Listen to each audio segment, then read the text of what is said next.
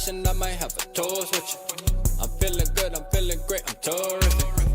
We ain't taking no losses, we winning. Undefeated, check the percentage.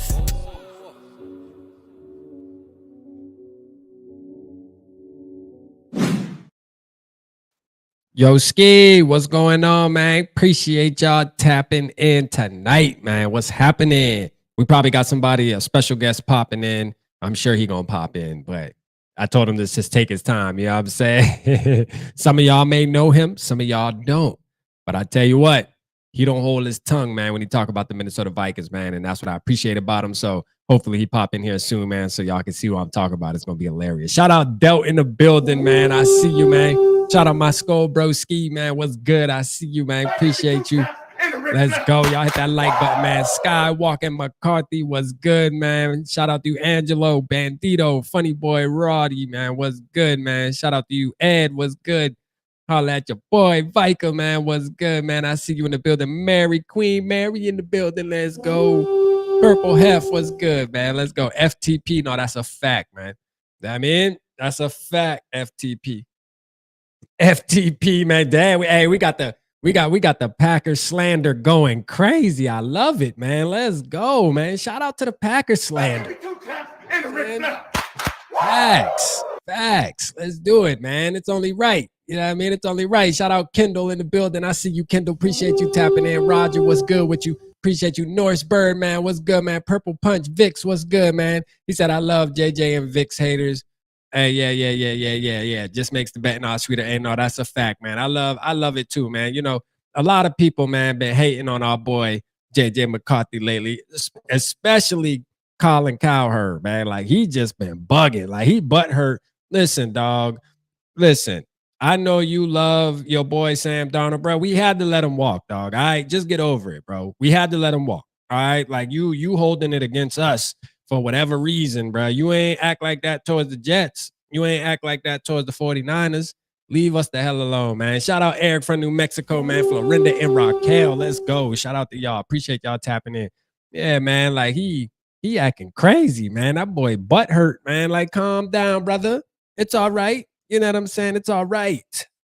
It's funny though, man. He compared our boy JJ McCarthy to goddamn Jackson Dart, which some people might not like that comparison. I didn't really mind it because I'm like, shit, hey, I like Jackson Dart. Shit, hell you talking about? But at the end of the day, he just compared. What pissed me off is he compared it reverse, saying that JJ McCarthy reminds him of Jackson Dart when it should be no, Jackson Dart reminds you of JJ, bro. Hey, JJ in the league already. You feel me? You know what I'm saying? Like, get it right, bro. You know what I mean? Get it right. But anyways, let's go, man. JJ McCarthy is going down as one of the greatest quarterbacks to ever play the game. Hey, let's go. Let's go. Shout out Reborn in the building, man. I see you in the building, man. Let's go, man. Appreciate you tapping in. Let's get it, man. I see you. Appreciate you all as always, man. Let's go. Norris, what's good, Norris? Let's go. Ric Flair. Purple Diamond, what's good? Skull Purple Diamond. Let's go. Shout out to you. Hey, look, y'all know a lot of stuff we're going to be talking about tonight, man. You know, first, we're going to do the schedule prediction, which is going to be fun as hell. Yeah, I mean, we might got to get Norris to make us a plaque for the winner. But we're going to try to predict the schedule. Like, this is going to be something that's going to be on the whim. And obviously, the percentage of us getting it right is probably going to be very slim to none. But I think we can get a couple games right. I think we get a couple.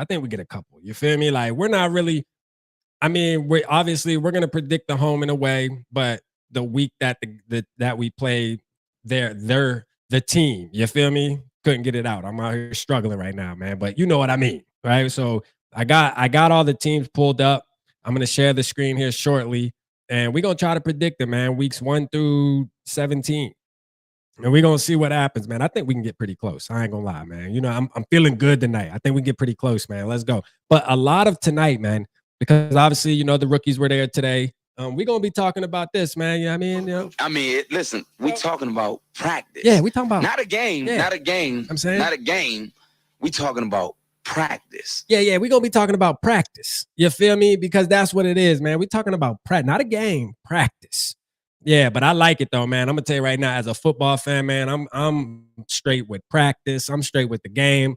Hey, as long as it's Vikings, man, count me in. You feel me? Shout out Barber Fage up in the building, man. Let's go. You know what I'm saying? I don't care if it's practice, the game, tryouts. It don't matter to me, man. Let's get it, man. The Vikings have a lot of stuff going on. I'm going to tell you right now, Broadsmer, let's go. Eurosic. You know what I'm saying? Hey, when I was doing that video, I'm like, damn, I hope I don't mess this guy's name up, man. But I know I'm going to slip up one time. But I did pretty good. You know what I mean? I did pretty good. They said King showed out apparently. Yeah, no. Hey, look, man, Kobe King. I think Kobe King has a good chance to really make some noise, man. I like Kobe King too. You know, Kobe King reminds me of one of those players where it's like college. He was good, but he wasn't like never talked about as one of the top. But then when he gets into the NFL, he flourishes. He seems like that type of guy. So we'll see, man. I hope so. We'll definitely see what happens, man. I know whoever wasn't on the show last night, we were talking with my boy Juke, and we were talking about the Dallas Turner situation and where I see Dallas Turner's future going, being that we obviously extended Van Ginkel.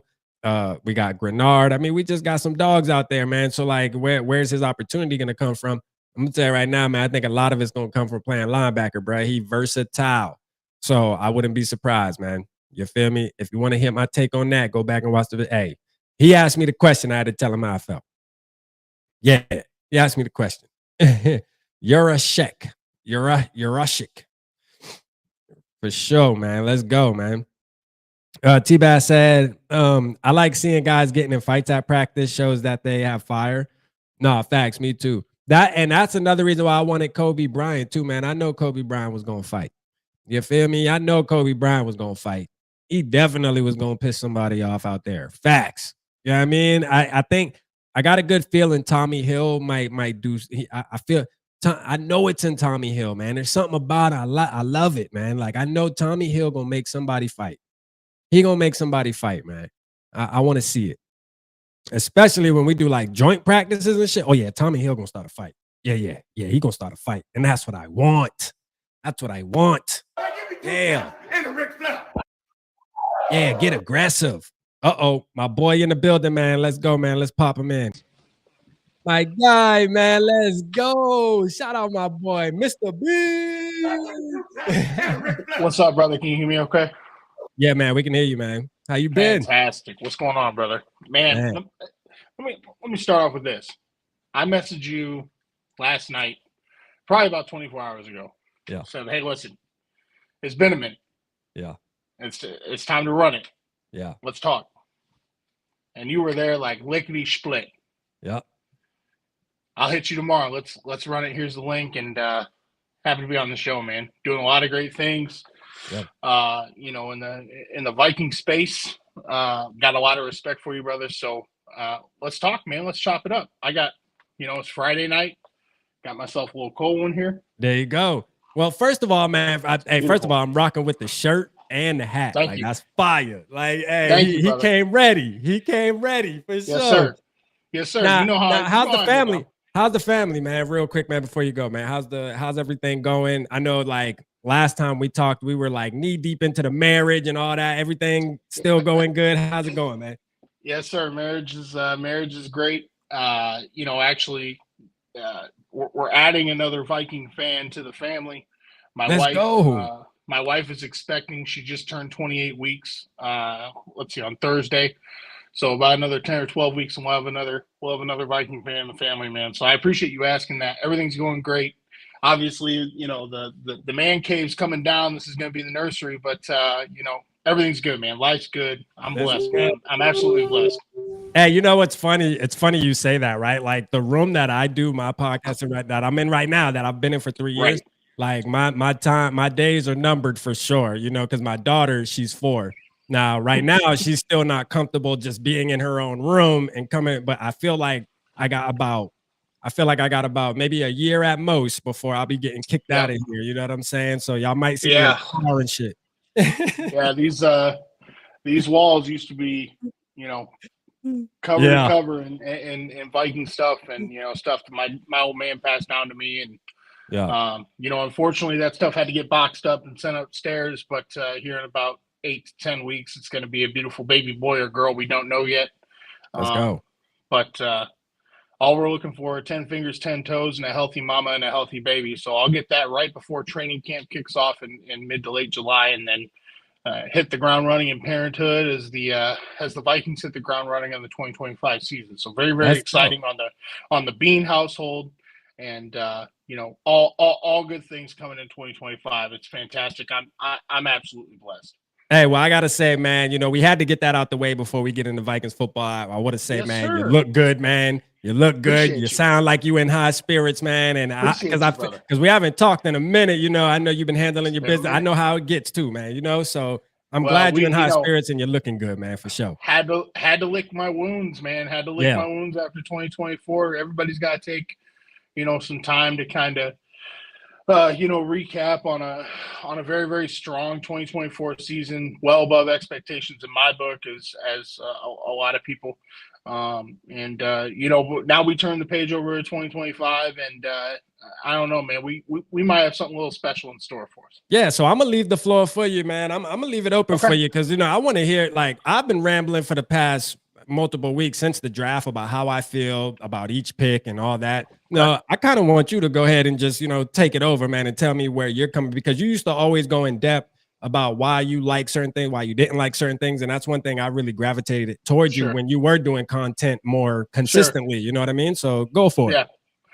Yeah, I appreciate that, brother. The 2024 Minnesota Vikings left a lot to be desired on the table. Obviously the last 2 weeks of the year didn't really paint the full picture of what was special about the 2024 team, a team that could stretch the ball down the field, and then really defensively had a top 5 and top 10 in certain categories caliber defense. Leading into 2025, man, I think the Vikings front office sent a message that there were definitely weak points of the team that needed to be addressed and fixed. First and foremost, the interior offensive and defensive lines. They attacked in free agency and attacked with purpose and aggression, getting guys like Jonathan Allen, Jonathan Hargrave, Ryan Kelly, Will Fries. They went out and they took guys, immediately. It seemed like as soon as free agency hit, they were all over the Twitter feeds and transaction book and getting guys that are going to solidify them for the 2025 season.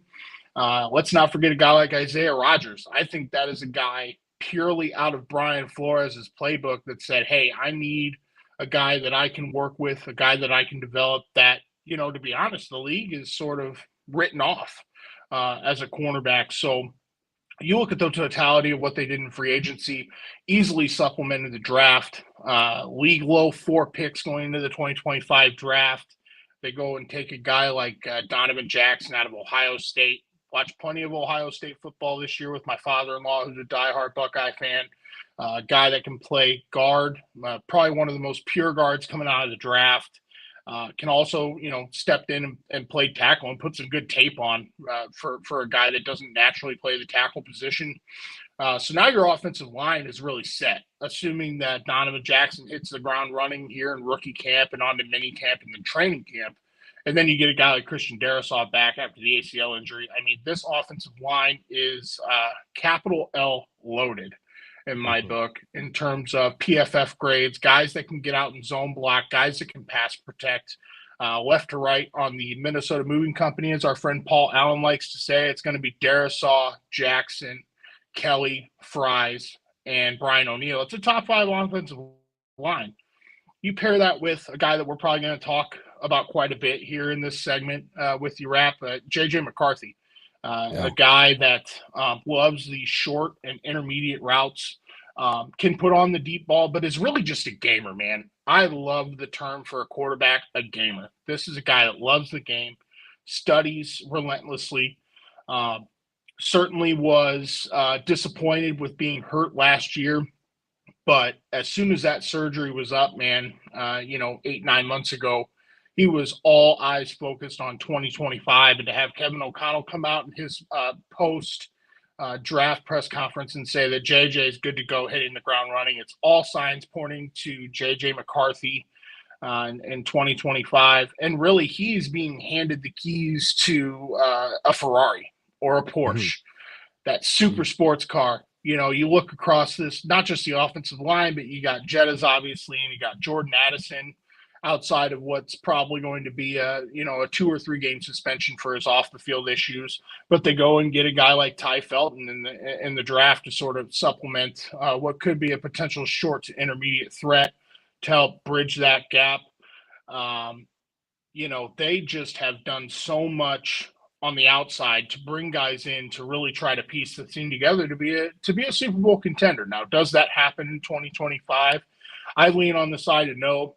In my opinion, what's a step forward for this organization? J.J. McCarthy comes in, manages the game, uses the weapons around him to propel the Vikings to the postseason and give him a taste of that. And then we're really looking more towards like 2026 to be like a true Super Bowl contender. Mm-hmm. But if it's one thing that I understand with Kevin O'Connell, it's always foot to the floor.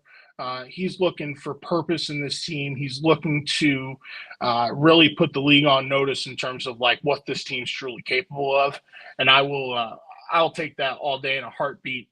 I really am excited for what this team can bring offensively and defensively too, with the pieces that I mentioned: Rodgers, Hargrave, Jonathan Allen. You get a guy like Dallas Turner last year who probably played about 10 to 15% of the total snaps. That's going to increase this year. Man, I'm excited. And you should be as a Vikings fan. Now, what doesn't excite you? The NFC North, right? Right. I really think that, Chicago, Detroit, and Green Bay did nothing but improve. Mm-hmm. And that's problematic if you're the Vikings. The schedule you talked about, I think just before I jumped on, you're going to get down to that and chop it up. It's going to be a gauntlet of a schedule. The home schedule especially is going to be very, very, very, very, very daunting. I don't think you have a bad quarterback coming to US Bank Stadium this year. Jordan Love. Got a good point. Yeah. Caleb Williams in his second year with Ben Johnson. I'm really high on Ben Johnson. I thought that was a good hire for the Bears. Now, what do they do in their first year? We'll see. And then Matt LaFleur always seems to kind of fire at KOC and have his numbers. So, yeah, I don't know, man. I'm excited, but I'm also just trying to understand that this is really J.J. McCarthy's rookie year. People say he's not a rookie quarterback and that he had a year to, sit behind the scenes and learn how to be a professional. But it is going to be his first year playing, so I think we do have to curb our enthusiasm just a little bit. He's got to take some time to really understand what it takes to be a top caliber NFL quarterback, but he has won at every level. Right. Every level. He won in high school. Mm-hmm. He turned around the state of Michigan and turned the Wolverines into a national championship team. Mm-hmm. The dude's a gamer. He can play. He can win. And I think with this coaching staff and this front office behind him, we're really just starting to open that window of a championship contender. And I'm really looking forward to what it brings. Yeah, no, I 100% great spill. Everything about it, man. I feel the same exact way. Me and you are definitely aligned. And I feel like we've always been kind of aligned. Like even back in the day when you would say, I think that's why we always like connected the way we did, because you would say shit. And I'm like, yeah, I'm liking what Bean going with that one. Yeah, I feel the same exact way. Like, I mean, yes. Is there going to be challenges? I believe there is. I think just in reality, like you said with JJ McCarthy, I have probably the most faith in him than the average fan, only because the obvious, right? Like I'm a Michigan Wolverine guy. So like, of course, and then my quarterback that's on my college team gets drafted to my NFL team. Like, bro, that's a dream scenario. You know what I mean? Like they call that divine intervention, my friend. Yeah, it was meant to be. So, like, of course, I'm probably going to hype him up more than the average, and I get that. That's cool. But I do know, I also understand as a fan and just as a fan of NFL in general, I know there is going to be some diversity there that there's going to be some situations, man, he's going to have to go through. And you're going to have fans that are going to sit there and say, oh, well, I told you he wasn't him and he's probably not the guy. And we're going to hear that and we're going to have to go through those things. But with KOC and what I see, what he's done with quarterbacks like even a Nick Mullins, even a Kirk Cousins, man. We've gone, me and you have had plenty of conversations back in the day about the Kirk Cousins situation. And I don't know if we stood in different on those, but at the end of the day, it was one of those situations where him and even being a vet, Kevin O'Connell pulled out more out of Kirk Cousins than he's ever had. So I have nothing but faith that he's going to be able to get JJ McCarthy up to speed. I think that mental year, that red shirt year that he had last year, being able to get those mental reps, I actually think it's going to be more effective than what the average person believes, as far as it. Yes, it's going to be his rookie year technically playing, but I think it's not going to look like a rookie year because of that. That's just kind of where I stand with it. Yeah, I think organizationally, when you look at where this organization was with Kirk Cousins versus where they are now, the amount of money that they're saving in paying a guy like JJ McCarthy on a rookie scale contract versus a guy like Kirk Cousins who's going to demand top tier market money, top tier market value. This is what you get. You get this kind of free agency where they can go and fill key deficiencies that the team had last year. This team was not deficient in the, weapons market. Guy like Aaron Jones, Justin Jefferson, Jordan Addison, TJ Hawkinson. They weren't really weak in the, the edge rusher department. They weren't really weak when Blake Cashman was on the field and Ivan Pace was on the field in the linebacker department. A bit weaker with the corners. And then you got an all-pro, probably Hall of Famer / Vikings Ring of Honor guy and Harrison Smith. They really toned in and identified what are we missing to make this team a championship contender. It comes down to the interior offensive line. And that's why I'm really excited to see what J.J. McCarthy does with top-tier pass protection. And then a running game. I forgot to mention a guy like Jordan Mason. I think per Pro Football Focus, one of the top, if not the top, running backs in total yards per carry last year on average. I think it was over 5 yards, which is just bonkers to me. Yeah. I'd like to see Kevin O'Connell really become more of a run first, nose to the grindstone, Ryan Kelly, drool coming out of his mouth, snarl type.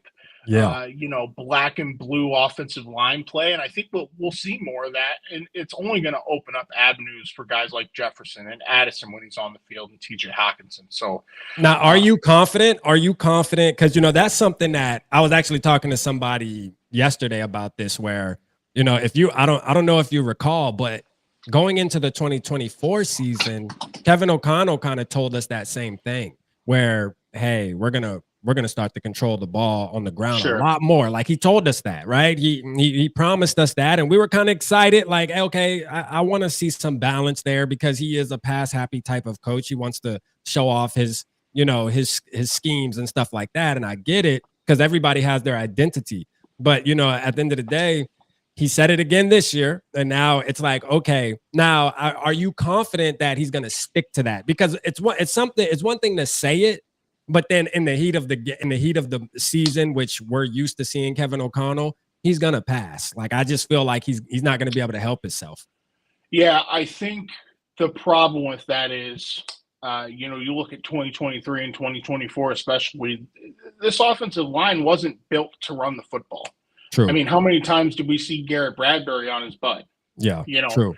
Undersized center. When you look at the league in totality, he's probably in the middle of the pack in terms of a center. They haven't went and gotten true guards like this in a very, very long time.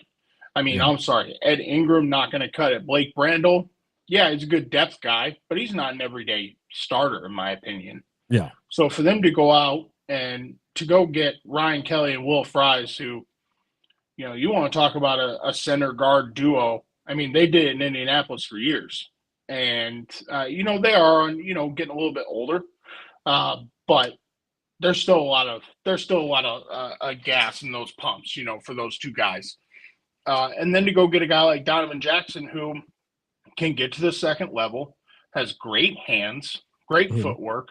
He's a very, very smart individual. I would recommend anybody watching that hasn't gone and watched his introductory press conference or anything regarding him. He's a very, very intelligent individual. Absolutely. Understands film. Understands where his shortcomings are and where his pitfalls are and what the Vikings coaching staff needs to bring him up to speed. It's really for the offensive line going to come down to, is Darius already week one? ACLs are a real nasty injury to come back from. But if you do come back from them, which it's a safe assumption that, anything with Darisaw in terms of his injury, he should come back completely healthy. That offensive line is going to be all set. So then really it comes down to Kevin O'Connell's play calling. And I do agree with you. He needs to probably commit to the run a little bit more this year than maybe just going to the media and saying, yeah, it's our intention to really run the football more. I think you need to put it, speaking into existence, because you got the offensive line, assuming that they're healthy to do so. And then Aaron Jones and Jordan Mason should be able to hit the ground running and really open up this passing attack. No, facts, man. And I'm actually for it. Like, as much as I said this, Tyler, when I was watching the Wolverines, right? And this was 2024, like, going into the draft process.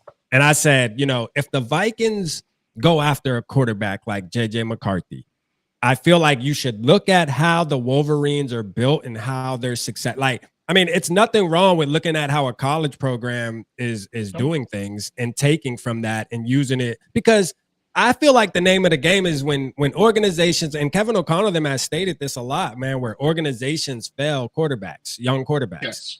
Like when you see, and I'm gonna stand on this and die on this hill, is when he was coming into the draft process, I said, Vikings go JJ McCarthy. The first thing you need to do is solidify the run game, that offensive line, and the defensive line, right? Like you have to try to replicate what they did and the success that they had, and try to put JJ McCarthy in a as similar situation as you can, because you don't want to bring him in and say, although he has the strong arm and all this, and I agree, you don't want to bring him in and say, all right, we need you to throw the ball 45 times. We need you to throw the ball 40 times a game now. No, we want you to, third downs, all the things you did at a very elite level in college when it comes to third down efficiency, just the accuracy on those gotta have it plays.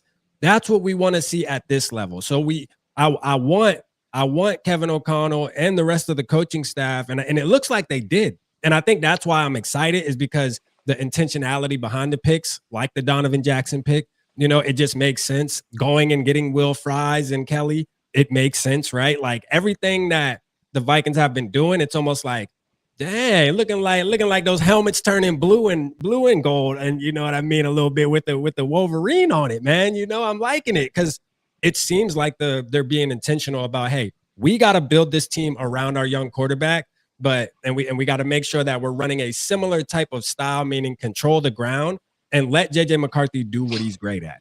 And that's get the gotta have it moments, let him go shine. You know what I'm saying? Yeah, absolutely. I think, ever since the wild card loss, this past year, the message from the organization has been, we've got this young quarterback. We believe in you, JJ. We're going to build everything around you to give you the most opportunity to be successful in this league. And then it's really up to him on how far he wants to take it. Now, everything that I've read and seen and heard, obviously I'm not in the building, and neither are you or anybody probably else in this, right. In the chat, he's been in the building nonstop. Yeah. And that's what you want to hear. I mean, we're hearing everything that we want to hear, and all this talk right now, you and me chopping it up, is nothing but speculation until it's week one, wherever we're at, whether it's at the bank or it's, wherever, and JJ takes snaps. I will urge the Viking Nation, Viking fan base, to show patience. Yeah. If that first game he comes out, and I'm not saying he's going to lay an egg and play bad, but if it ain't going to be Nathan Peterman. It ain't going to be Nathan Peterman style. Right, man. I think we're going to see a lot of great things from JJ McCarthy this year. Right. I do think that there's a part of the fan base that thinks that this is like, Super Bowl or bust type mentality. And I really think the window is just going to start to open for McCarthy and this organization with O'Connell. Yeah. And, and a lot of the pieces that they've solidified. You got Jetta's locked up long-term. You got Hawkinson for another couple of years. The offensive line's got a few years of good play in them. We have a really, really, really good opportunity to really set a foundation for this team to be, special in the years to come. Yeah. And nothing but excitement on my end. Let's go, man. Shout out to everybody in the chat, man. We appreciate y'all, listening to our spill tonight too, man. Make sure you hit the like button, man. Shout out to Evil, man, with the 199. I see said cut McFarty, Fart McCarthy. We can get a real man, Sean Mannion. shout out to Evil, man. He got to throw his comment in there about McCarthy, man, and bringing Sean Mannion back. Because why? Because Sean Mannion is the savior, man. That's the real answer.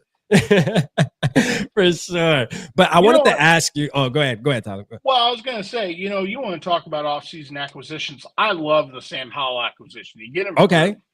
You get him for peanuts, right? And yeah, you hear the big mainstream guys, in Viking socials call it the quarterback rehabilitation school, right? I think Sam Howell's got a lot of good life left in him.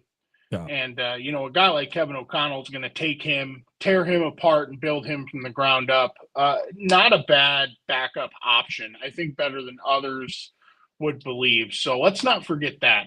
I'm excited to see what Howell does in training camp and in the preseason. Now, let me ask you, speaking of Sam Howell, do you believe that he can challenge JJ McCarthy in some capacity for the QB1 job? Or I think a guy like either Brett Rippon or the quarterback that they brought in as a UDFA from the University of Minnesota. Yeah, Max Brosmer. Have a better opportunity to challenge Sam Howell for the QB2 job than Sam Howell has an opportunity to challenge JJ McCarthy. I just don't see it happening. Now, obviously, if the preseason plays out and either McCarthy's knee isn't ready or, Howell just lights it up, I think the conversation's got to be had. But I think you bring in a guy like Sam Howell so that way McCarthy understands that this is your team. Yeah. These are your guys on the offense. Yeah. Execute the way we know you know how to. Right. McCarthy shouldn't feel pressure in training camp.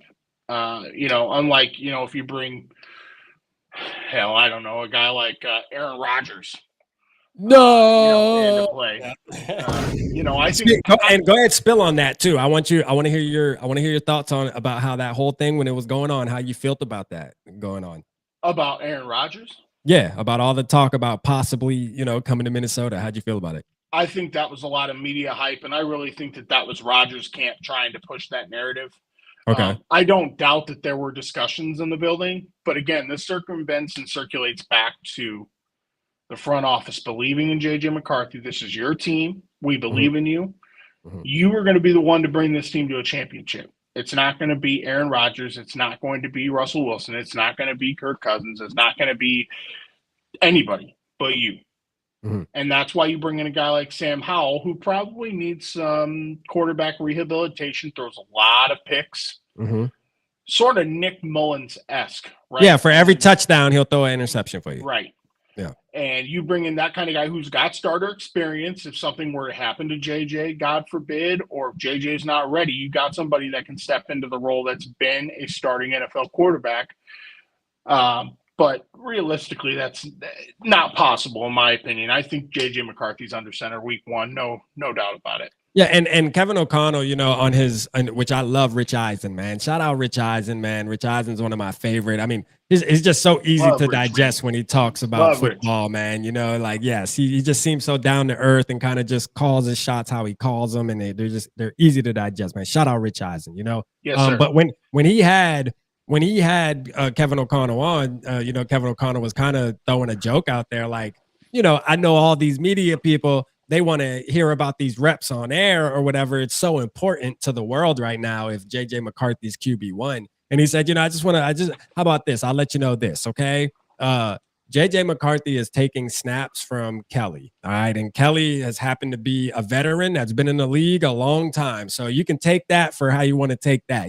Pretty much letting people know, like, quit asking me. Like, it should be obvious. Why do I have to come on a podium and say, yeah, JJ McCarthy's our guy for it to be legit? Like, I mean, I feel like he's pretty much telling fans and media personnel to use your common sense here. You know what I mean? Like, for sure, right. Use your common sense, man. So I'm excited, man. I can't wait, man. I look forward to it, and I have nothing but faith. I want to ask you, Tyler, like, in the draft process, was there any pick that made you scratch your head? I really think that I think a lot of fans were puzzled about, and don't get me wrong, I love the pick at 24 with Donovan Jackson, but you know, the trades after 24, picks 25 and 26, and the compensation that they were given, it really seemed like people were scratching their heads at Kwesi, going, I mean, come on, man, let's move back and get some capital to allow us more than, you know, 4 or 5 draft picks. But I really think that Kwesi took Donovan Jackson at 24, understanding that he needed another big time guard, a young guard, and didn't overthink it in terms of, okay, this is a guy that we've got very high on our board. I think some people thought Donovan Jackson was the best pure guard coming out of the draft. Let's not overcomplicate things by moving back with the team, but take the best player available on our board, and it was Donovan Jackson. And I think I'm hoping it's a slam dunk draft pick, and we're talking about this 2 or 3 years down the road, and we're talking about one of the best guards in the NFL. Yeah. So I think it didn't puzzle me. I just think a lot of people saw what teams were giving up for 25 and 26 and thought, why couldn't we make that move? So I was wondering if, you know, I was seeing if you were going to lean towards kind of where I was going with the next pick after Donovan Jackson. Oh, after Donovan Jackson. Okay. So that is, who did we take? I don't have my computer in front of me, and I don't have the draft board in front of me. That wouldn't have been. I could tell you. Interior defensive lineman from Georgia, or an edge rusher? No, it was the wide receiver, Maryland. Oh, Ty Felton. Ty Felton. Man, I tell you, big Illini fan myself, right? Living in the state of Illinois, watched Illinois play Maryland with Ty Felton. Now I'm pretty sure that was his best statistical game, was against my Illini. He was all over the place. I don't see the head scratching move, Rap, and here's why. The Vikings are not going to extend Jordan Addison. Jordan Addison's gone after his rookie contract. What? Okay. That's my belief. Okay. I think you're paying Justin Jefferson big time money as a big time receiver because he is your big time receiver. And I'm honestly more surprised the Vikings didn't try to, and maybe they did, try to move him in the draft this year for some more draft capital. I just do not think that Addison will be a Minnesota Viking after his rookie contract's over. So you have to supplement that with something. And then on top of that, he's most likely looking at a 2 or 3 game suspension for his off-field antics from last summer. Yeah. So you have to think about, how do we supplement the passing game if Addison's out for 2 or 3 games? Because you look at last year, he was out for a handful of games with the ankle problem earlier in the year, right? Right. You've got Jalen Naylor, but I think someone mentioned he's most likely gone.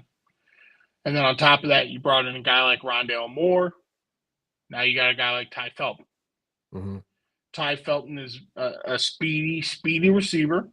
He's not going to be a deep ball guy. He's going to run the short and intermediate game. Good hands, good feet.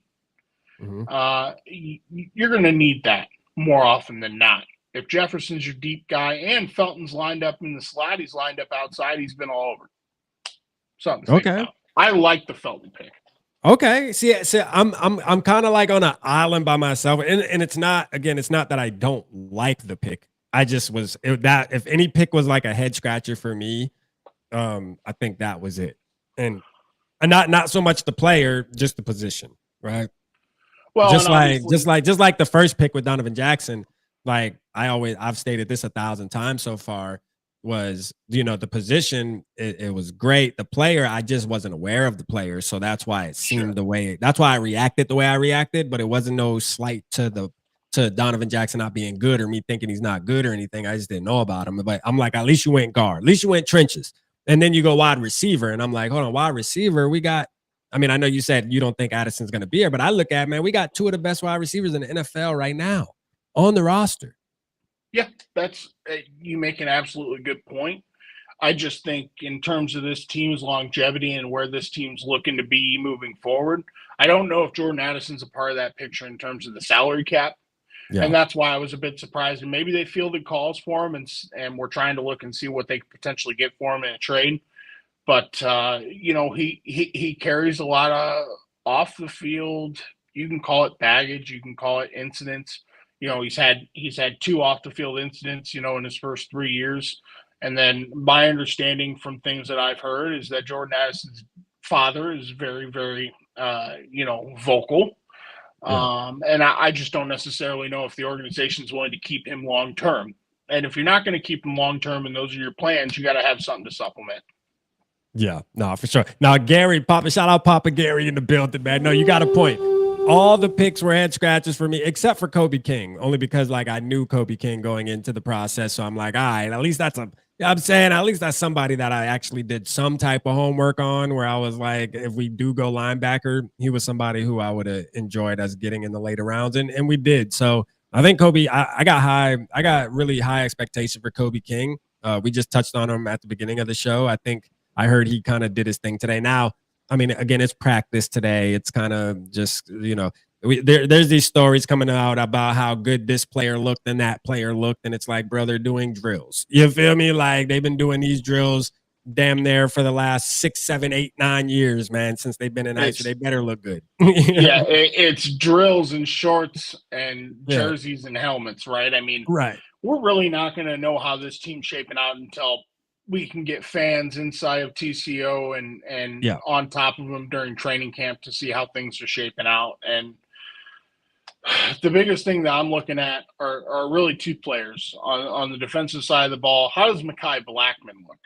Ooh, Tore that's his a good ACL on the first day of training camp last year. Very, very highly touted coming out of USC. How does he shape up? And then how does Darrisaw look on the offensive side of the ball? Does he look like he's going to be ready to roll week 1? And if not, what do you do on the left side? I was going to ask you, do you see a possibility if Darrisaw isn't ready? Do you see a possibility of them putting Jackson starting at tackle to start out the season and maybe putting Brandell at left guard with him how do you think they would do that? You flip think that. Yeah, okay. I think you swing Brandel out to left tackle, and then Donovan Jackson's the pure left guard. Okay. Or I got you one better. Not even that. A lot of people, and I'm sure you probably heard about it, the kid from Kansas, Logan Brown, the UDFA tackle that we brought. I heard based off of his rankings coming into the draft, a lot of people had him as like the 10th best tackle in the draft process. And we got him as a UDFA. So that could be another possibility too if Darrisaw is not ready. Or Walter Rouse. I know people forget that we got Walter Rouse last year. How's he developing? What does he look like now and going into his second year of the process? So I think there's some options there. Yeah, I think this UDFA class for Kwesi this year was rich and plentiful with guys they can bring into camp on the 90-man roster. To give shakes and to look. I think however this roster shapes out, it's going to be the absolute best version of the 2025 Vikings that it can be. And it's going to be a roster for J.J. McCarthy to be able to step in and go, okay, this is my team.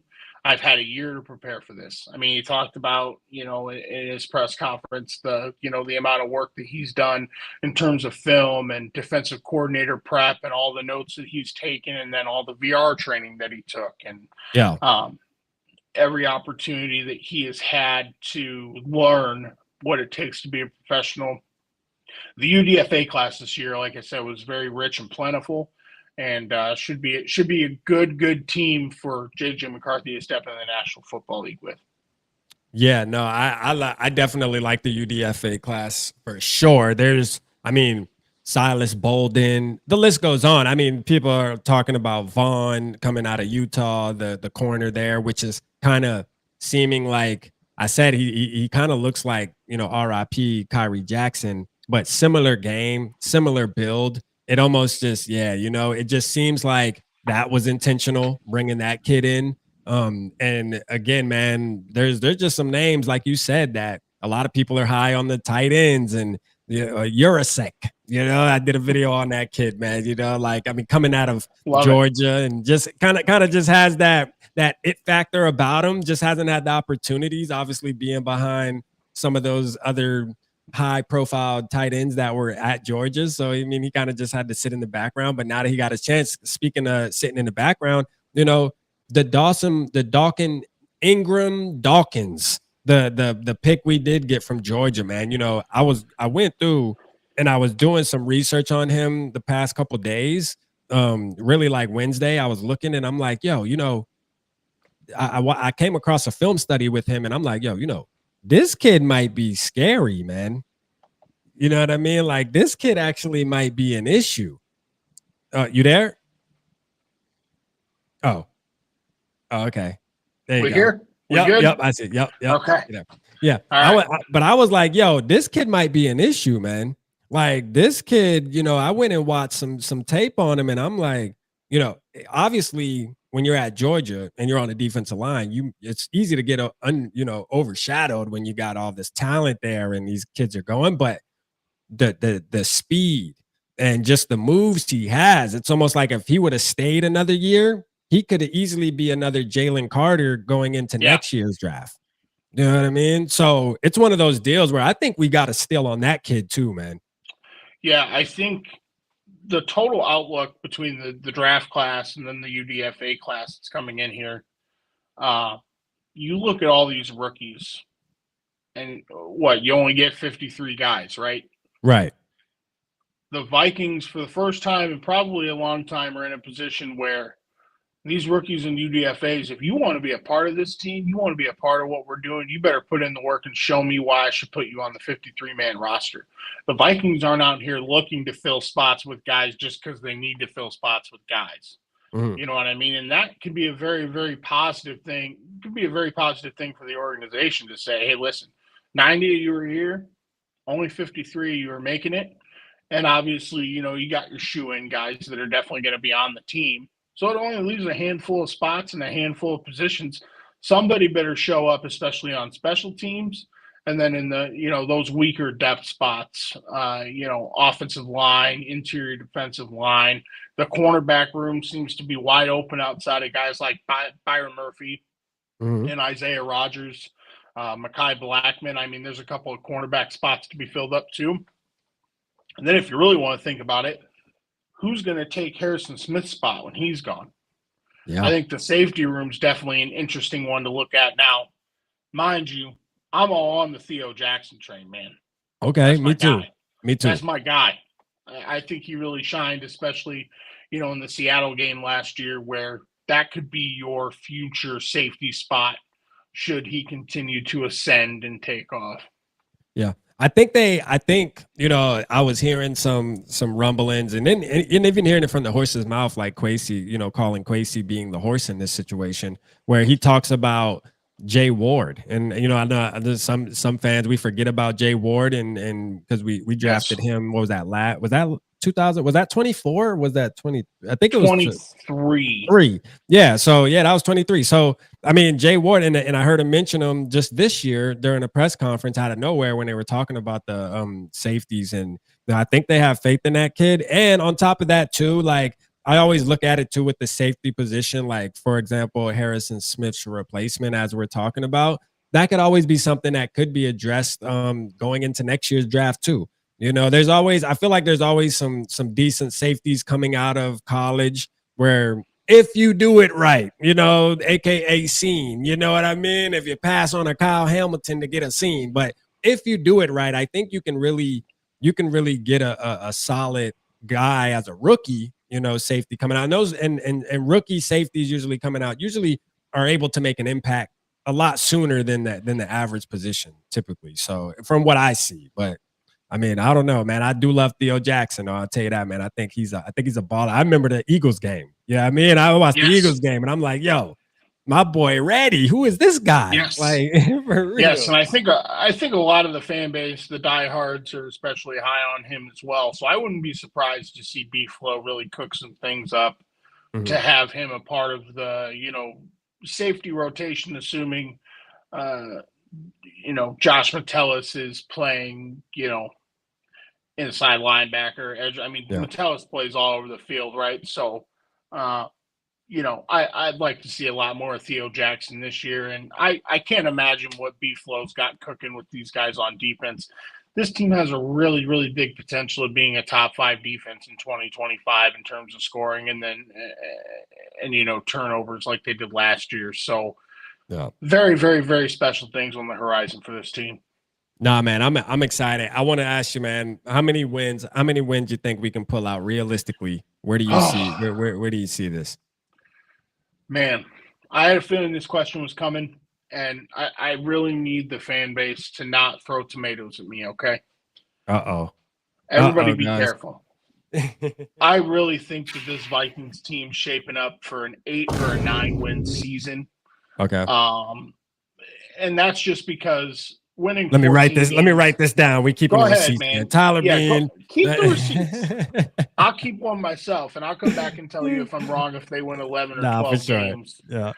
I just think it's really, really hard to put the expectation of a 12 or 13 win team, a division title, a home playoff game, and a potential long playoff run in January on a rookie quarterback's shoulders. Yeah. Anybody that says this isn't McCarthy's rookie year doesn't know ball. Right. They just don't. And to have a guy that's been sidelined for a year, he hasn't taken physical reps. He's only taken mental reps. To put that kind of expectation on somebody's shoulders and say, hey, we need you to go out, win 12 games, win a division, host a home playoff game, win that home playoff game, and potentially get to an NFC title game. Yeah. I find it really, really hard to believe that all those things are going to come to fruition. Now, Is it possible? With everything the Vikings front office has done, I hope they win 12 games. Mm-hmm. I hope they win the division. I hope they host a home playoff game and they play deep into the NFC playoffs and go to a Super Bowl. Of course, I want those things. Mm-hmm. But for me to put that expectation on a first-year quarterback is it's too much, especially right now. I think this is more of a 2026 championship expectation for McCarthy and company. So I'm going to put it at, 8 to 9 wins. I think the NFC North has done nothing but get better across the board between Chicago, Detroit, and Green Bay. Yeah. And I think their home schedule is very, very difficult. Yeah. And speaking, I want to pull that up while I got you on here. So you can continue. Yeah, you can continue. Let's do it. No, that's fine. I think 8 or 9 wins is probably my benchmark. Okay, so and you know what's crazy is I'm right there with you. Like I'll say this. I said the floor for me is 9 wins. That's the floor for me. All right. The ceiling for me is 12. And but I also threw this in there though too, Tyler, and tell me if you think I'm onto something here though, because although yes, he's a rookie quarterback, there's gonna be challenges. We just talked about that. Damn, I gotta send this email to myself. But I also say this: we'll be a 9, even if we're a 9-win team, right?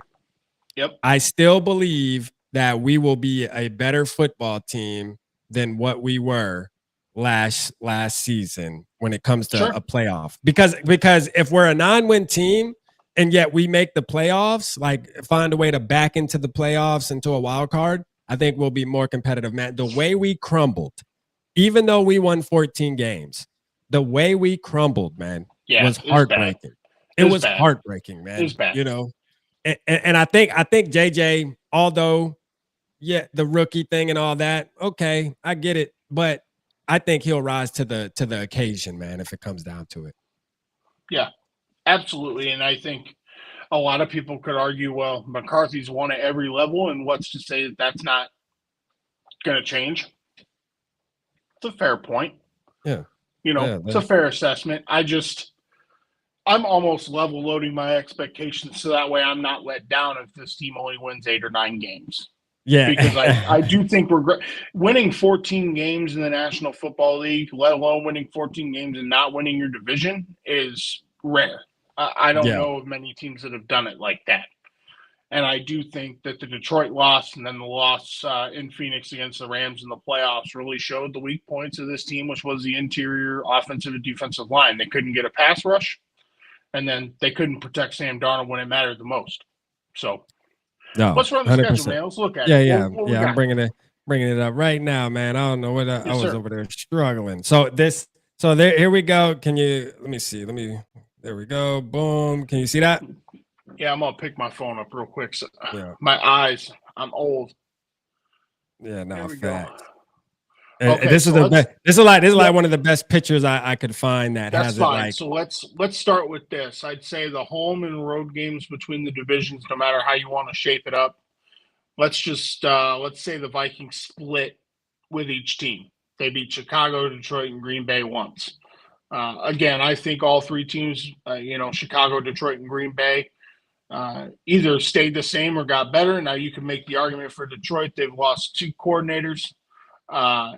And I don't really see Dan Campbell as like a X's and O's type of guy as much as he is like a rah-rah motivator. And losing Ben Johnson and Aaron Glenn could hurt them. But they're going to get, Aiden Hutchinson back. They got some good draft picks. I really like what Detroit's doing. Chicago and Ben Johnson, they're trying to load up their offense to become more potent. And then Matt LaFleur and Green Bay. Green Bay always plays tough, in my opinion, against Minnesota. So let's just say they split, 3 wins, 3 losses there. Now I will say, Tyler, we are 4-2, I believe, against Green Bay, though. Yeah, I know. I did notice somebody commented that, I think Sarah. Does LaFleur have O'Connell's number? I just like to always respect, especially rival opponents.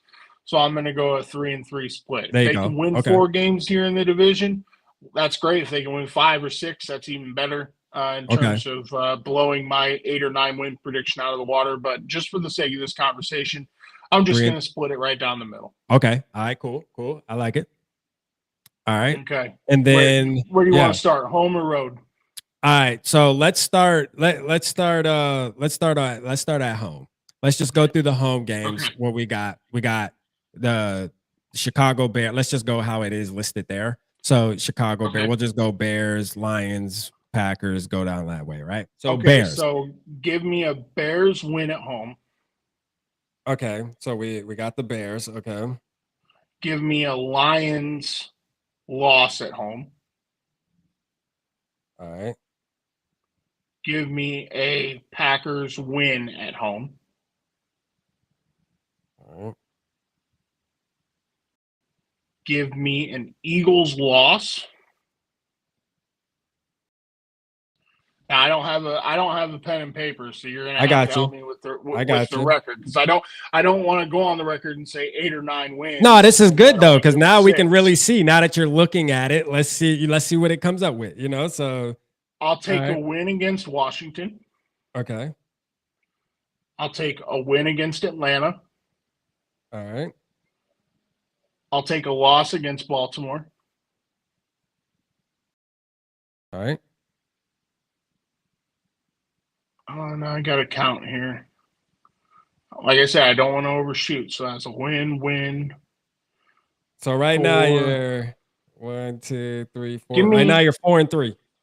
Give me a win at home against Cincinnati. Okay. That's 5 wins at home. Okay. Oh, maybe they do win more than 8 or 9 games. Yeah, let's go.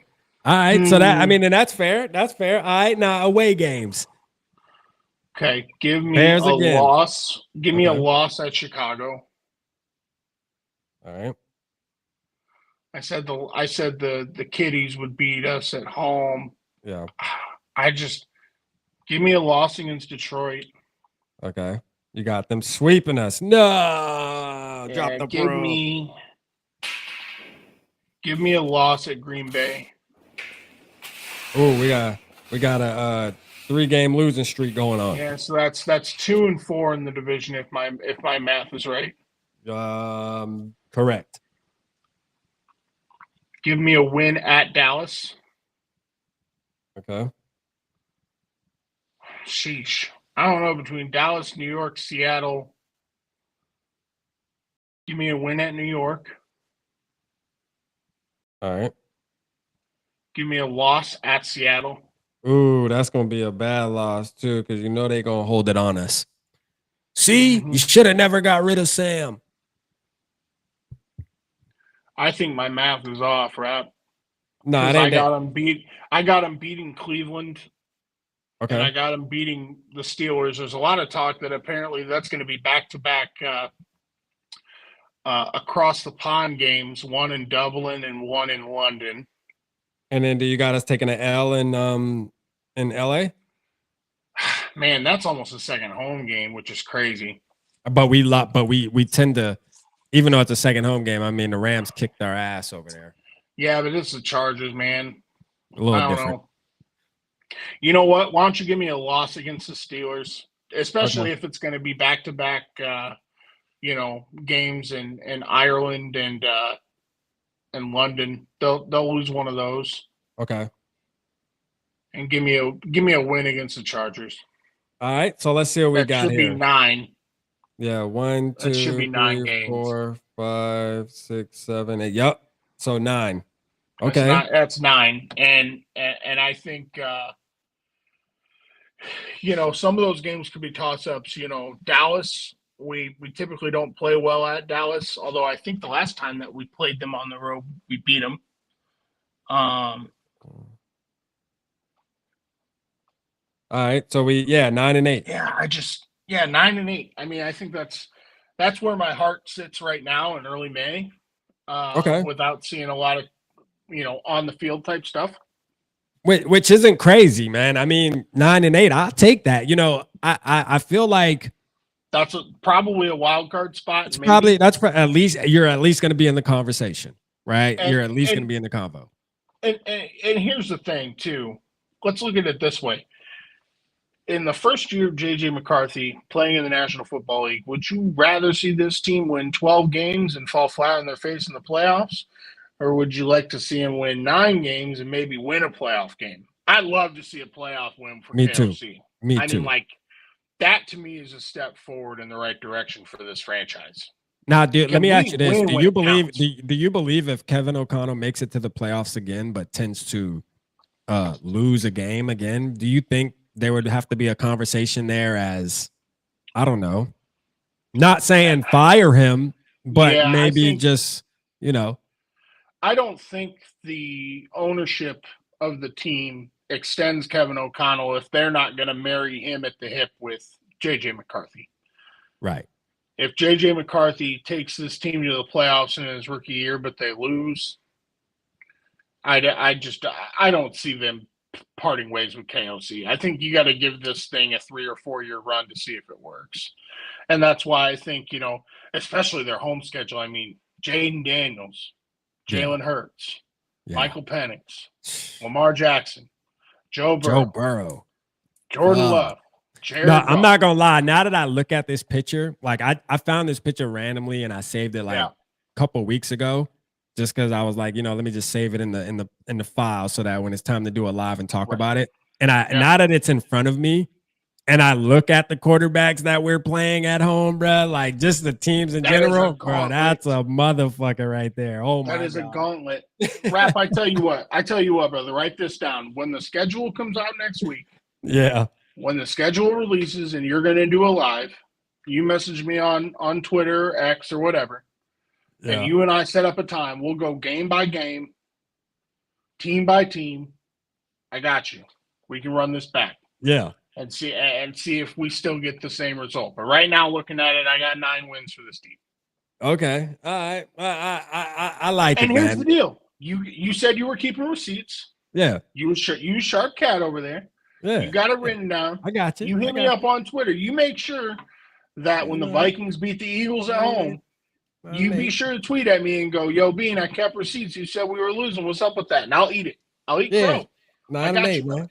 9 and 8, man. 9 and 8. I'll take 9 and 8, man. Sarah said 0 and 17. Here we come. God damn, you got us being trash. Yeah, I don't think we're going 0 and 17, but I do think that a lot of the fans that are talking about 11, 12, 13 wins, it's like we do have to remember that this is a first-year quarterback. And all that you're doing, predicting 12 wins, you're just going to be really, really mad in September and October when things don't go our way. Yeah. That's all I'm saying. Yeah, no, it's gonna be. I think it's gonna be a little. There's definitely gonna be some rough games there. But like I will say this too, though. Going into last season with Sam Darnold, I don't know where your stance was on Sam Darnold and how you felt about him taking over the team, but I will say my expectations were low as hell going into the season, and the team surprised the hell out of me. So, and that's why I like to keep expectations low. Listen, gangsters move in silence. facts. Everybody's out here talking about what the Bears are going to do and how the Packers got better. And, the Lions Super Bowl window is still open, even though they lost 2 coordinators and they're bringing back a stud defensive edge rusher that broke his leg last year and that he's going to be better. And the best thing we can do is just mad respect to those organizations for wanting to improve themselves. We got something cooking here. I promise. I really do think J.J. McCarthy's the quarterback that's going to take us to a Super Bowl. I really do believe it. Super Bowl, let's go, man. Ric Flair for that. Let's see that, man. Tell me you don't know ball without telling me you don't know ball. What do you mean? Because we going 9-8, or because you say we're going 12-5 or 0-17? You talking to Sarah? Which one, man? I don't know. Probably Yeah, Sarah. I don't know, man. I think 9-8, especially for an organization that historically has been nothing but competitive. I mean, when was the last 4 or 5 win team that this team's had? I mean, even their down years, they're winning 7 games. I think that's that a this fact. organization's shown a history of at least being competitive and being respectable in the league. There's a reason why the Vikings draft in the latter half of the draft every year. And I think it's because the organization's done a lot of good things to keep the team competitive. The facilities are good. The coaching staff is good. The front office is good. The stadium's nice. Players want to come and play in Minnesota. And so, hey, I mean, I respect people that think differently about my boys, but facts. I mean, everybody has kind of their own outlook, and and the truth of the matter is this: like, you never know, because so many things happen too. Like, we look at these teams now and the rosters they have at the moment, but unfortunately, injuries happen in this game of tackle football. They do. And things can change in the blink of an eye. We can be looking at us playing against Joe Burrow or the Cincinnati Bengals without Joe Burrow. We can be looking at us playing the Ravens without Lamar Jackson or one of their star players. It's just, it's 100%. The reality of the game. You don't wish it. You want to face the best, right? You want to make sure, because then you can really gauge, if you do go to the playoffs, you can say, well, I've seen our team compete against the best, so I like our chances, So, but things do happen, and you can squeak away wins throughout the season based off of the opponent not having the pieces that they need available. So, yeah, assuming we're healthy, I think we'll know. Yeah, we'll look at the schedule when it releases next week, but yeah, I really think the first 4 to 6 weeks are going to tell you a lot about this football team and what they're capable of doing. Yeah, and we can have that conversation then. After week 4, week 5, week 6, where McCarthy stacks up in terms of QBR and how many yards he's thrown for and how many touchdowns, and have the Vikings won a lot of close games, which has been this team and KOC's sort of MO, or have they put it on some boys and ran away with it? We'll have to wait and see. Yeah, man. I can't wait, man. Football's right around the corner, everybody, man. And I just can't wait until it starts. You can feel it in the air. First of all, it's starting to get towards that time. We do have June, which kind of drops off, and bit of a down month, yeah. A little down month. The guys are on vacation, man. You start seeing them taking pictures on the yachts and shit. You know what I mean? Enjoying their life, which they deserve to do, right? So, and then the workout videos kind of pop up here and there. But I mean, look, man. Once June is past, man, it's full blown hit the ground running. I do believe that JJ McCarthy's gonna be. They said there was a possibility he would have been with the team this weekend for rookie camp, but they said they decided not to let that happen. So that's fine. He can take a little bit of rest here before we get into mini camp and then training camp. I think he's deserved a little bit of rest and relaxation to give his body some time to heal a little bit more, and then hit the. Do you have any concern about his injury? Like, do you think there's any kind of hidden So, like, from what you No. see, you believe he's 100% ready to go. Nothing gonna hold him back. Yeah, nothing from KOC's presser or JJ's presser leads me to believe that there's anything going on behind the scenes that says he's not going to be ready. I mean, Yeah, and everything that the team has done in terms of its off-season acquisitions, and then on top of that, going and getting a guy like Sam Howell tells me this is JJ McCarthy's team. yeah. This is JJ McCarthy's season. It's his team. He is QB1 for this organization, and now all the building blocks are starting from the ground up to help propel this team to a championship. Yeah. No, I like Norse with the 11 wins. I'm gonna wait for me to do it. I'm gonna wait a little bit and do it when the schedule comes out. I like the 9. I'm glad Tyler was able to do his, and it makes sense to me though. Like I said, I think 9 is my floor.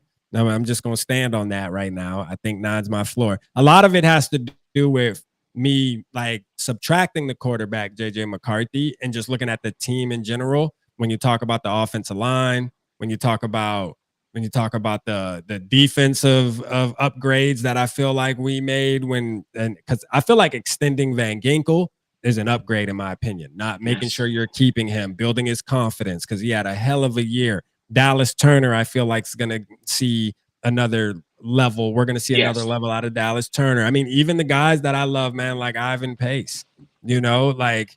Yes. I mean, it's one of those deals where it's like, shit, man, I'm excited to see him in year 3 and what he's going to do and level up, man. So there's just a lot to be excited about. And on top of like we talked about earlier, Jordan Mason, the running game, like there's a ton where I'm like, man, even if Sam Howell was the quarterback, I just have confidence in this roster right now.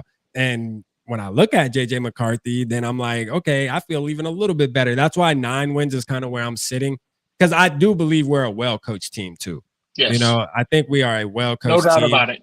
And Kevin O'Connell has proven, man, that regardless of who's under center, even though there was some struggles that year, Kurt got hurt, we still were competitive. He just seems like he knows how to get this team to fight for each other, go out there, battle with each other, and be competitive week in and week out. So, I mean, my confidence is high right now as a Vikings fan, man, for sure. No doubt, Yep. No doubt, brother. I got a split. Yep. Hey, well, yeah, man. I appreciate you, bro. Next week. I want to be back on. And, realistically, I'd love to jump back on even around training camp into the season. I am your vessel, Rap. Bro, the door's open, man. I know you got a lot of cats in here that talk ball. Yeah. My line's always open. You got me on Twitter, brother. That's a fact, man. I'll hit you up, man. Hey, I appreciate you, bro, and I'll definitely hit you up. The door's always open for you, man. All right, man. All love you. Have yourself a blessed evening, all right? Later. Man, shout out my boy, man. Shout out my boy Bean, man. Let's go, man. Shout out Bean. My guy, man. Hey, look, man, I used to always watch him kind of when I started YouTube. He was on, for the ones who don't know him, like I know Norse is like, what you trying to make? Man, Bean my butt. And I'm my boy, man. He talk ball, man. You know what I mean? Like when there was another network that I will not mention, but he was part of that. And that's kind of where I met him. And it was a good time, man. And I love having him on, man. He always hits me up, always shows me support, man. So shout out to him, man. He said, shout out my boy Bean. Shout out to Sarah too, man. I know Sarah got some good news today, man. Shout out to you, Sarah. Hey, we happy for the community. Let's go, Sarah. Give Sarah a round of applause. Let's go, man. Let's go. Shout out to Sarah, man. Well, y'all told me to temper my expectation. Not 0-17. Not 0-17. Shout out Kinetic, man. I see you in the building. Papa Gary, Bulldog. I know there was a bunch of people that tapped in. Y'all know when we have company in the crib, man, I don't want to like be rude and cut them off and be shouting out everybody in the chat like I usually do, like I live to do, because this is your guys' show, but I just don't like cutting people off. So Skywalker McCarthy, I already shouted you out earlier. Al Bundy, I see you in the building. Appreciate y'all, man. Make sure you hit that like button, man. Appreciate everybody. Kinetic was good. My guy, Clinton, was good, man. Amani, shout out to you, man. Appreciate you, man. That's for sure. He said, I'm asking both of you guys, what do we lose on this team to go to go 9-win teams and got better. We're not going backwards. We're going forward, guys. So give 12-5 record. Okay. All right. Hey, look, I'm not against it, man. Anybody who thinks that the Minnesota, I got time, so I'm not getting off right now. We could talk a little bit more before I get off here. Anybody who thinks that the Vikings, are gonna win 12 games, I'm rocking with it, bruh. Like, I'm a Vikings fan. Let's go. You feel me? Like, let's go. 12 it is. What we're gonna do is when the schedule comes out, we're going to look at it, and I'm gonna give my honest opinion on what I believe. Now, I will say this: as I was looking at the damn teams, I mean, you gotta admit, right? As a Vikings fan, you gotta admit, all right, this shit right here is not sweet, bruh. Like, let's just keep it real. Can we just keep it? That's what we like to do at Vocal Vike, man. Are we gonna be good? Absolutely. But this schedule ain't sweet. I'm gonna tell you that right now. Them home opponents is nasty. We saw what Jaden Daniels did. Jordan Love, fuck him. But at the end of the day, I feel like Caleb Williams, F him too. I'm not worried about him. But Jalen Hurts, Jaden Daniels, Lamar Jackson, and Joe Burrow, barring that all of them are healthy. You know what I'm saying? Like, that's going to be tough, man. That's just the facts. I feel like our road games are going to be a little easier. I could see us smacking the Cowboys, smacking the Giants. Shout out my boy Juke and TP Way, but we going to smack y'all. That's a fact. Sam Darnold's getting put in the dirt. That's a fact. Shador Sanders, Dylan Gabriel, Joe Flacco, who else they got? Because I know they got like 5 quarterbacks. Shit, if Kirk Cousins go up there, all of they ass getting smacked. I don't care. Mason Rudolph, knock it off. We're gonna smack them. That's a fact. And then the Chargers, which I think may be a game, but hey, look, man, I respect my boy Tyler Bean, though, man, because he be putting in that work for real, man. Shout out to him, man. I mean, shout out my boy. 9-8. That ain't bad though. 9-8 ain't bad. I think we can squeak into the playoffs. Shout out my boy, man, from Bite Size, man. Let's go, man. I gotta get you on. You gotta get on. I feel like I've been on like a legendary run, man, getting Vikings content creators in the building. Somebody like Tyler Bean, who's been doing it for a long time, but took a hiatus, but still is in the community. And having him on tonight was good, man. I feel like it's good for the community, man, to bring him back. Just some fresh takes. I got to get my boy on, man. I got to get my boy on. You got to tap in. Shout out 6 in the building, man. I see you, man. Shout out 6. We gonna go. Let's go look at some. Some Twitter real quick. I'm gonna go live again tomorrow night. I wanted to do like the schedule. Unless y'all want to do the guess the schedule, we can do that. But I kind of want to go look at X and see what type of news is out. Because I think we'll do that for another what time is it? What time is it? 9:18. I feel like I got a little bit. Yeah, a little bit, man. I mean, it's Friday night. Shout out Adam in the building, Mr. I want to mock in the building. Let's go, man. Y'all hit that like button for your boy, man. Know what I'm saying? Hit the like button, man. Let's go. Let me pull up the chat real quick. Let me pull up the chinat, man. Let me see.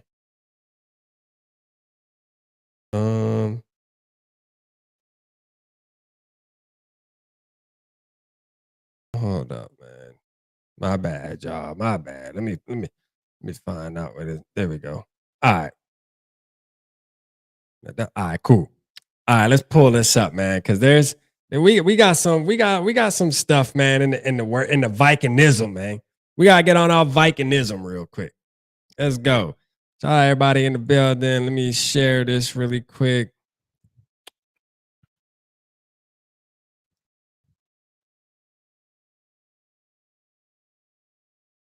We'll go to our boy TP, man. Let me move this real quick though.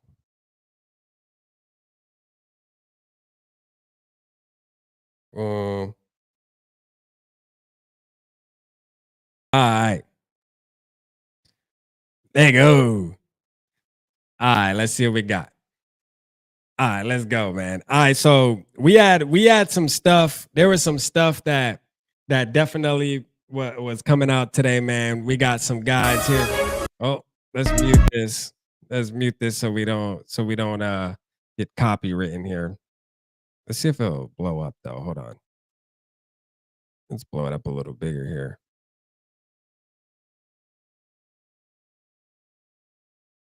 There we go. We got to mute it though. We don't want to get caught up in the music. Who's 34? Who's 34, man? Drop 34 in the chat, man. Who's 34 though? Yo, 34 out here making play. Who's number 34?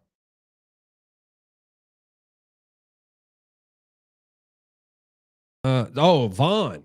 Zamaya Vaughn's right there in my face. Let's go. Hey, see there? Let's go, man. They said I think it's Kobe King. No, it says Zamaya Vaughn with the interception.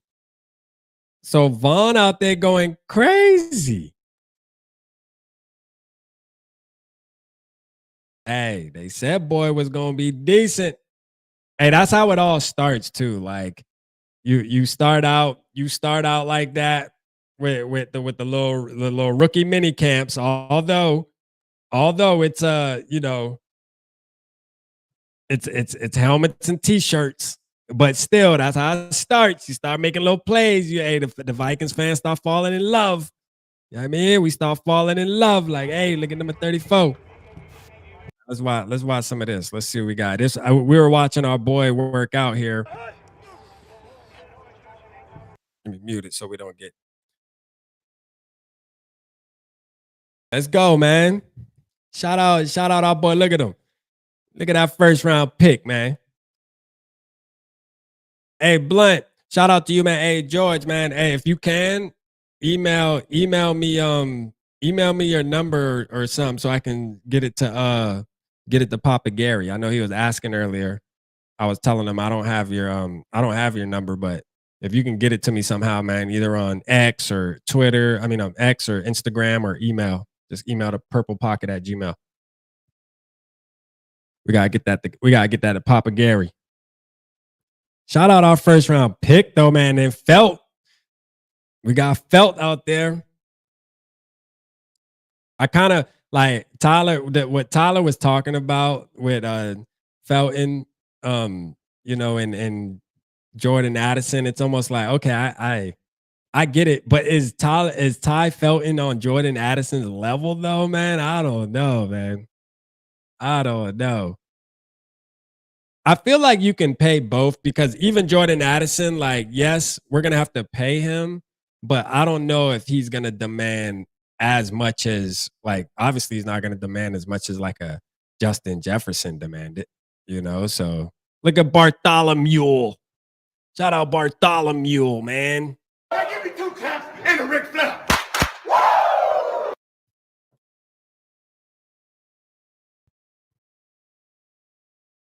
Look at Bartholomew, Max Brosmer. Who's number 12? Who's number? I know that's Max. Who's number 1? What quarterback is that? What quarterback is number 1?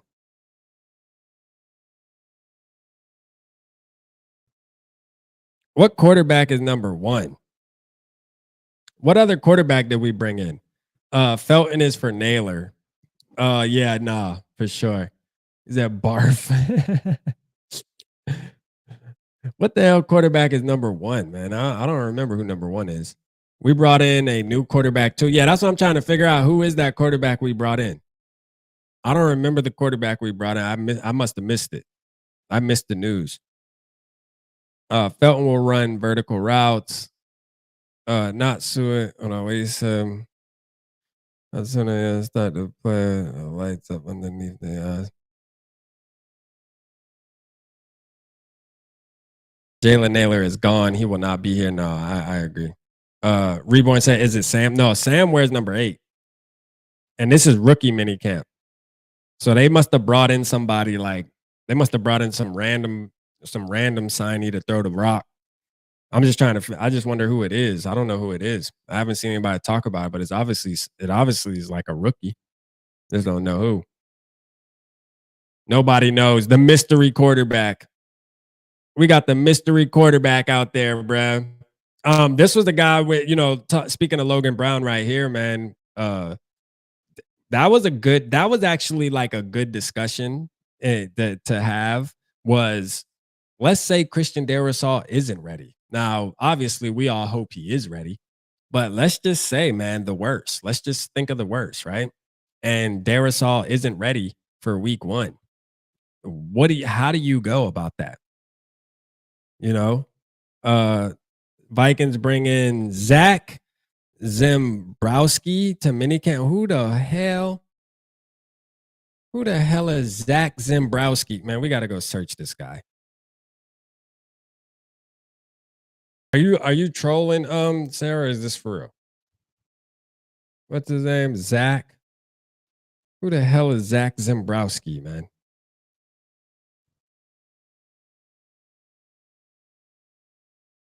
You talk about my neighbor. Oh, is this a joke? Nah, she ain't trolling. Okay. Let's see. Oh, there it is. Zach Zembrowski.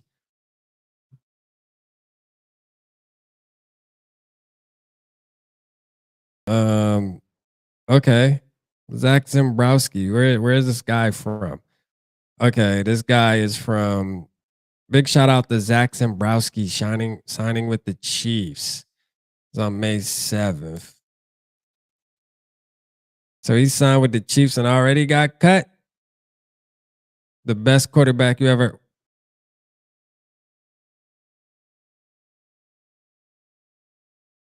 Yo, wait a damn minute. The most dominant Division II football player for the past 2 seasons, winning the Division II Heisman back-to-back years. In 2 seasons, he put up just about 10,000 passing yards and over 100 passing touchdowns, while totaling over 1,000 yards on the ground and another 12 touchdowns. He led every single division in college football with total offensive yards per game with 443, total passing yards on the season with 4,724, and passing yards per game with 393 yards. And he's just the 5th player in Division II history to win the D2 Heisman back-to-back years. His most memorable game in college came against Emporia State, where he had 673 yards of total offense and 8 passing touchdowns. Yo, what? He also holds the single-season passing touchdown record with 61 in a season. Coming from a smaller school, you're not going to get the media attention that you deserve, but I'm convinced if Zembrowski gets the opportunity, he's going to make the most out of it.